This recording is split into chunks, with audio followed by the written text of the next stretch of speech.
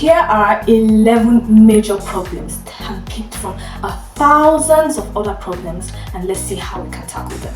So the first one is lack of tools, followed by lack of inspiration or motivation, self-doubt, poor job security, feeling dominated by top artists, unable to sell, difficulties coping with critical performances feedback, not enough money, not enough time, burnout or frustration, not enough fans. So let's dive right into the first one, which is lack of tools. So lack of tools is when you have limited art supplies, like you have brushes but you don't have paint colors, you have pencil, papers, textures and all those kind of papers to draw, like you have limited art supplies. Well, this can actually be a very huge problem for artists, but I would say it's not really. Like, my advice to you is to use the things you have. I would say settle with what you have. Like for me, example, I have very limited art supplies. Like I have 2 to 3 graphite pencils, brush, watercolor of one set, colors, just a pack of colors, and that's it. I don't have any random acrylic paints and stuff like that. So I would say use what you have to get what you want. You don't need to go far, you don't need to go extra to see how you can. I would say use what you have, because if you keep trying to get other things, you might just feel depressed, and this might be a huge problem that might limit you from where you're going. Secondly is lack of inspiration or motivation. This is when you are trying to look for something to help you give this something to inspire you, to help you draw, something to motivate you, to push you. Maybe you just want to open your Bible and see a scripture that will tell you do this, and you're going to get a very mind-blowing. You need that kind of inspiration. Well, my dear artists, it's really, I would really be keen with you. It's not going to be easy, but if you keep waiting for inspiration to come or for motivation to come, you're not going to go far. So the best thing for you to do is to just try to touch everything, try to go around, try to look for what is good for you, what is better for you at the moment. Yeah, I know inspiration is hard. You can just wake up and there's no motivation. Either it's because you have no fans, things are not going well, stuff like that, and then inspiration doesn't come or the motivation doesn't come. Well, just look around you. There are a lot of motivations. Take me, for example. I want to be remembered for something bold, something that I created that left a lasting impact on the world. And the third one is self-doubt. This is when you doubt yourself. You're like, am I really cut off for it? Is this really going to be a hit or something like that? And if you doubt yourself and other people begin to say things about you, you just feel hopeless. So the major solution I will give you here, you're supposed to be your self-motivator. You're supposed to motivate yourself. Whenever you feel down, whenever you doubt yourself, you should look in the mirror and say, I can do this. This is just a phase in my life that I'm going to pass. This is a phase, this is a phase. Keep repeating it, because if you self-doubt yourself, that's just gonna kill your whole vibe. It's just going to damage everything. So a lot of artists face this. I've faced this, and how I came out was through doing that. I just say this is a phase. I don't dwell in that phase saying it becomes like I need people to pity me. You need to get out of it. If you keep self-doubting yourself, it's just like saying you want others to help you bring yourself out of this self-doubt, when in truth you're the one who has to bring yourself out of this self-doubt. You should stop doubting yourself. Why exactly are you doubting yourself? Is it because of the way you draw or stuff like that? You shouldn't.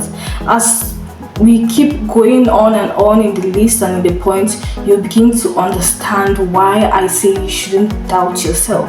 Now, the fourth point is poor job security. Poor job security. This is when you feel like you've delivered something, you've done a drawing, and you feel like this is poor. They're not gonna like it, they're gonna talk bad about it and stuff like that. Why exactly do you feel that way in the first place?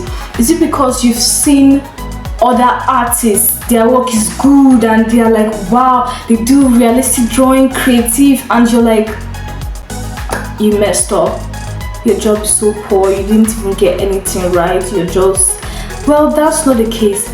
In my previous video, I spoke about knowing your calling as an artist, or knowing your calling in art.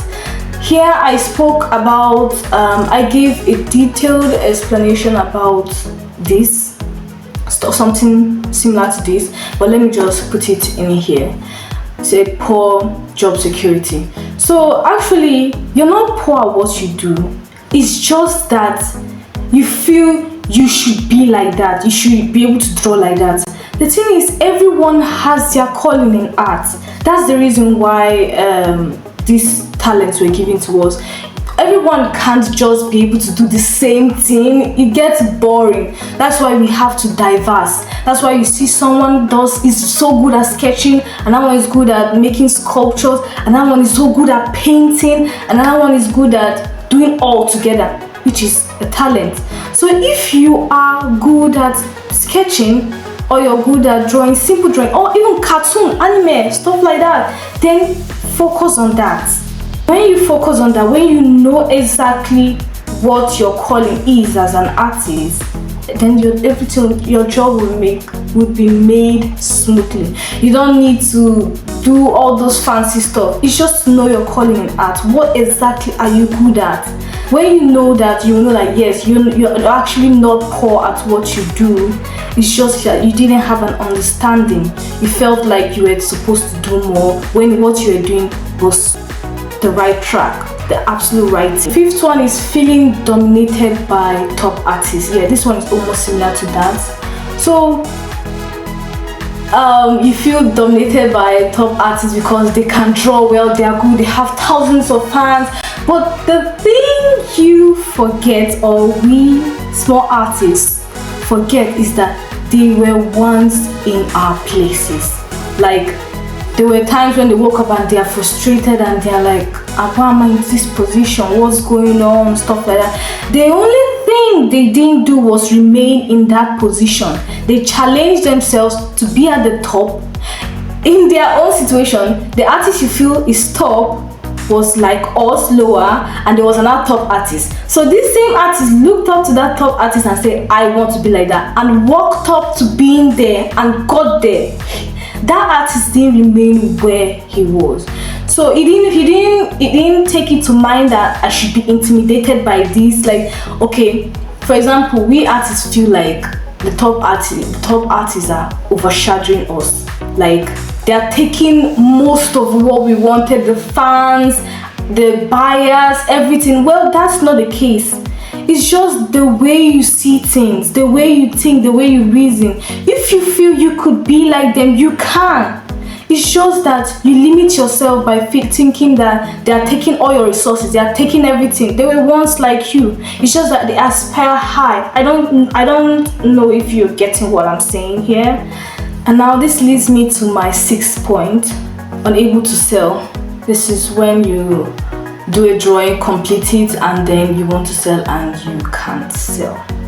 Well, actually, I've been in that place too, so I know how it really feels. It's frustrating. This is one of the major problems artists face. They want to sell, they don't have buyers. Like, okay, what's the step we need to take? What do we do? How do we do it? How do we sell our works? Well, the thing is that it doesn't come easy. What you need to do is work on yourself. Just work on your art, work on everything, do the right thing, get the equipment, do stuff like that. Because just if you think about selling now, you'll be so frustrated. Just think about selling later.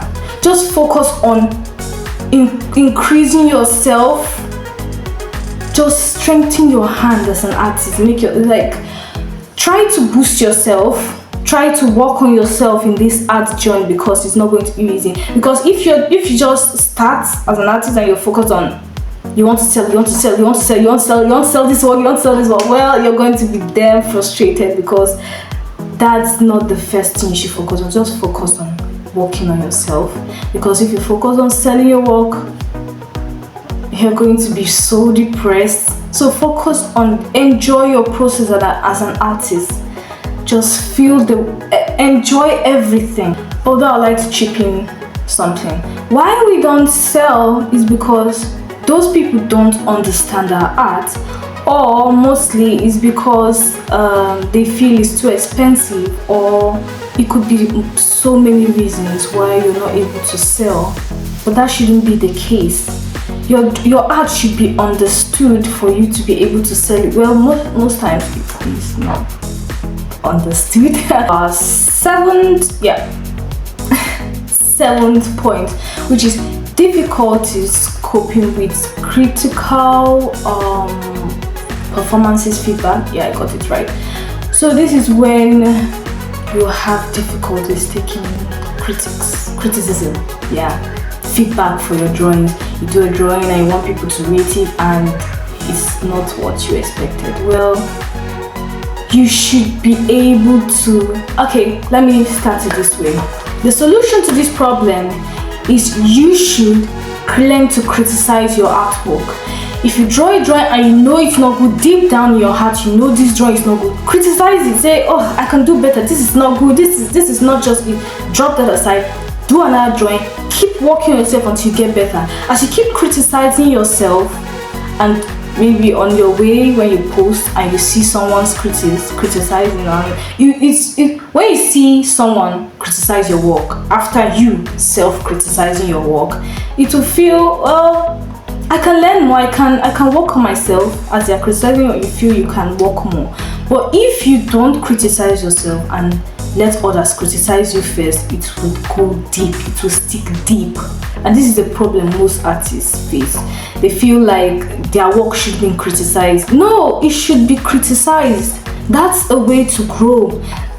In every level of your life, it will be criticized. As you keep going to school and stuff like that, someone might say, oh, this drawing is awful, why are you drawing the head big, why is the nose so, or it could be perfect, and maybe it can get to a point it's so perfect nobody sees anything to criticize, but you see a lot of things to criticize. If you see a lot of things, criticize yourself. Start from there, so that as you keep growing and other people criticize you, it's not going to go deep and you won't have a problem with that. And now the 8th thing is not enough money. Yeah, I don't need to go deep into this one to explain what I mean by not enough money. Well, in this case, just go with what you have. Use what you have to get what you want. You don't need thousands of money to buy tools and use. You don't need money to promote yourself as an artist. You don't need money to do. You alone, your talent alone should be your money, should speak for yourself. Just get a sketchbook, get even 2-3 pencils and begin something. You don't need to buy thousands. Let me explain this to you. You can come a time in your life where you have the money to buy so much art materials, and then it will get to a point when you wake up, you'll be like, there's no inspiration. There's just no inspiration. What am I doing? Like, so many art materials, but you don't have the inspiration, you don't have the motivation. Sometimes you feel, why are you an artist after getting those art materials? So now that you don't have enough money, just take advantage of it, the little things you have. Because I feel when we tend to get serious is when we don't have. That's when we are very serious. But when we begin to have this thing, we begin to lag behind and just take things casual and okay, because you have a lot of. But when you don't have, you take things serious. So use this opportunity that you don't have the money, you don't have, just take opportunity of it. Our 9th point is not enough time. Time. Well, in this world there are a lot of people who don't have time. But if you have time, great. But there are a lot of artists who don't have time. So I would say, even regardless of having time, not having time, maybe you could be in school trying to find time, or you're doing a full-time job and you don't have time. Well, there is no excuse. Okay, let me say you do a 9 to 5 job and you come back very late in the night or evening. So I suggest you use that night hour to do something. Okay, imagine using 8 to 10. That's like 2 hours. So imagine using 2 hours to get a drawing down, even though no matter how little it is, you just get a drawing down. And then the remaining of the hours, maybe 11 downward, you sleep and wake up the next day and go to work and come back the same night, keep drawing like that, keep doing like that. As you keep doing like that, you're helping yourself.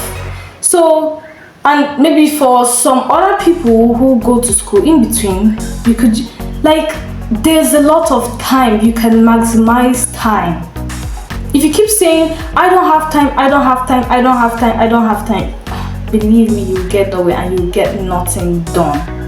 Because if you don't, you try to maximize, try to create time, even as little as easy, even 30 minutes. If you don't have that to create the time now, when will you do it? When? If you don't start now, when? Just try to create as much as 1 hour, 30 minutes. That's enough to even draw a circle, to even just do lines and stuff like that. You could get there. 10th point is burnout or frustration. This is when you're frustrated, you have burnout, you're what am I going to like, you don't know what to do, you're just tired of everything, you're just you don't want this, you don't want this again. Well, I would say when you feel frustrated and when you feel burnt out and stuff like that, just flow in that process. And from time to time, to get out of that, just do a rough work. You don't need to go and do a serious artwork. Just in that burnt out and frustration time, just take a sheet of paper, a pencil, just draw something, anything. Even though it looks stupid, it's nonsense. Maybe it could just be lines, circles, nonsense. It will make a lot of sense and it will help you, because out of that you could get inspiration, you could get motivation, it could push you out, you could feel like, okay, it could help your soul. Okay, imagine being frustrated and burnt out. Just maybe in a white room, or go somewhere, or get a paper and just draw, scatter. Pour out your frustration in that piece of work. Cry, pour out your frustration in that work. That's the way to help you and push you slowly or fastly push you out of that burnt out or frustrated period actually. So that's how I get out of my frustrated phases and burnt out situations. I'm sure it will work for you. And now our 11th point is not enough fans. So we feel like we should get enough fans to support us, to promote us, because if we don't have fans, how exactly are we going to push this journey as an artist? Well, you don't need fans to push you far and stuff like that. This is a mistake most artists face. The whole point of being an artist is to enjoy the process. As you enjoy the process, it pushes you towards your artist. It was your fans actually.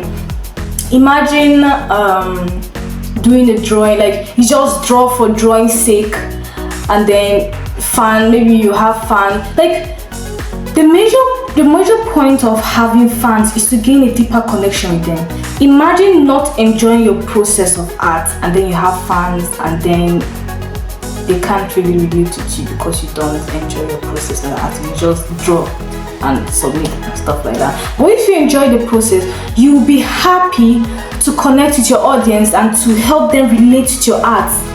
But if you don't enjoy the process, how exactly are you going to do that? And fans come naturally. It's like a magnet.